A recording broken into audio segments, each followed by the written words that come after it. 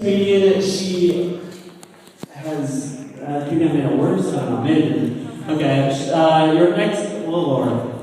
your next comedian has been involved with comedy. She's produced shows and festivals at Eugene Berman Comedy Festival. It's the first time her debut doing comedy tonight. Please give her a round of applause.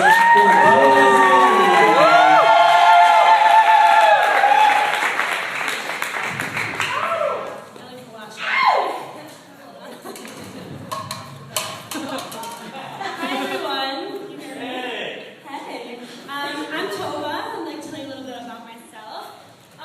When you first talk about someone and you want to talk about, oh, you know that girl I yelled at? She's so nice. She's so sweet. Such chesed. Yeah, they wouldn't say that about me. I think if someone was like, oh, you know that girl Tovah? They'd be like, yeah, she's kind of weird, right? She has weird faces all the time, weird dance moves. I don't know.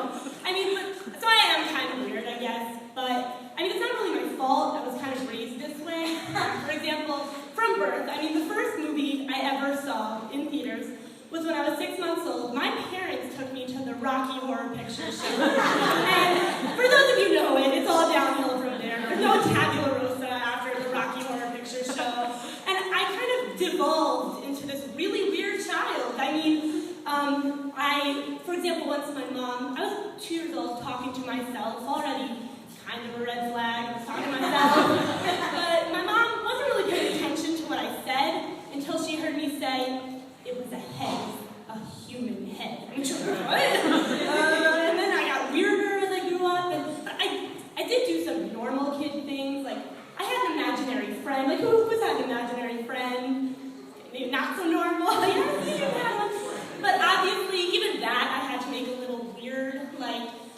So you know those toy cars in Toys R Us? They're like Hummers and Jeeps that are like electric toy cars that you ride around your block and a kid can ride it. So my imaginary friend had imaginary parents, and they died in a car crash in one of those cars. 4-year-old Tovah brutally, yet imaginatively, I might add, killed Eugenia's parents. And I think there are a lot of examples of me being a weird kid, but this is my favorite. I was Googling myself a couple years ago, as you do. And when you Google yourself, what do you usually find? A picture of you and your elementary school basketball team, or some newspaper article you wrote in high school or college.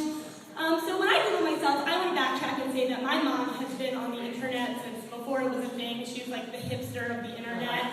And we had computers that had the black screen with the green glowing letters, the type of computers you only see in movies that originally came out on VHS. And for any freshmen, a VHS is an illegal downloaded movie. So that's an old-timey illegal downloaded movie. So my mom was on the internet, and she started doing things like these parenting messaging boards, where she could ask questions about her parenting skills and her mothering questions about her demon child. And so while you guys are finding pleasant things, this is a real thing that I found on the internet when I Googled myself, and I'd like to read it to you. It's dated May 24th, 1994. So I'm about 4 years old at this time. The subject line reads, bathroom humor. And it's exactly what it sounds like. And my mom writes, when the UPS man came to the door tonight, Tovah, 4, ran up to him, blew a raspberry in his face, and said, I poop on you. This is the same child who went up to a complete stranger in a grocery store and said, poo-poo, pee-pee, and diarrhea. She is completely fascinated with bodily functions. Please tell me that all 4-year-olds are like this? Question mark, question mark, question mark. When do they outgrow it? Jan. So that's what I found. And when I found it, I ran up to my mom, and I was like, I poop on you, and she had no idea what I was talking about. I never outgrew it.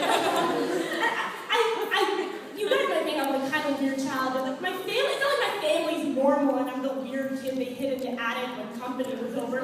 We're all really weird. For example, both my grandmothers have Facebook, and that might not be so weird, it's a little weird, but it's the fact that they kind of don't know how to use it.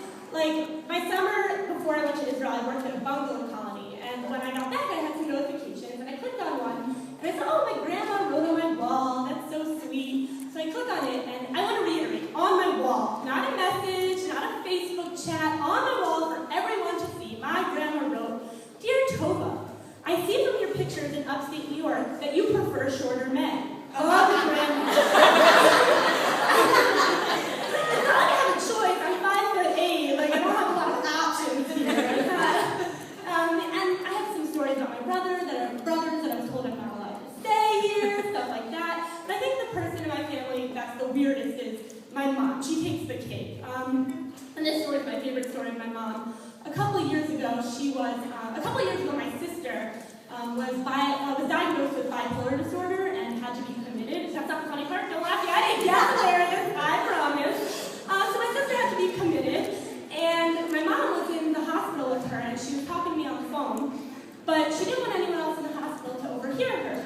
So she was talking in Hebrew to me. The problem is, my mom has like a 3rd grade level vocabulary in Hebrew, not in general. She had a 3rd grade level vocabulary in Hebrew, so it was very limited conversation. So I decided to mess with her a little bit, and I was like, "Mom, can you describe in exact detail Ellie's medical diagnosis?" My mom stops and thinks for a minute, and then she goes, "Meshuggah." I'm pretty sure you didn't want any Best Moms Award on those parenting messaging boards, pretty sure. So that's kind of where I came from. Now I want to tell you a couple things about growing up Tovah, how that kind of turned me into this. That's why you would say I'm weird. I think, like other girls, I'm kind of insecure about my body, but I don't think I'm fat. I hate when skinny girls say they're fat, when they're like, "I am so fat, I didn't even scoop out my bagel at Dunkin' Donuts today." I actually made a mistake like that once. I was talking to my friend who's a little bit bigger than me, and I was like, "Oh, I fit into a size 12 at Walmart. If that's not a wake-up call, I don't know what is." And I knew I was a terrible person at that point, but I'm not fat. I know that. I guess if you ask me how I would describe my body, I would say it looks like I'm trying to lose the baby weight. Like if you know the magazines, it's like, "How Giselle slimmed down 6 weeks after baby." I'm like week 2 of that process. Getting there. And another fact about me, I can be quite cynical or bitter at times.